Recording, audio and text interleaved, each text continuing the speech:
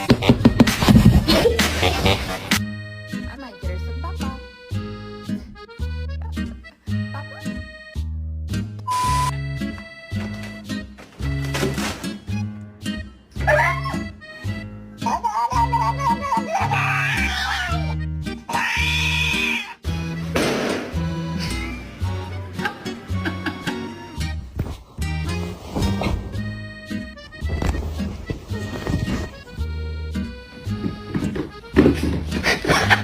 Are you stuck?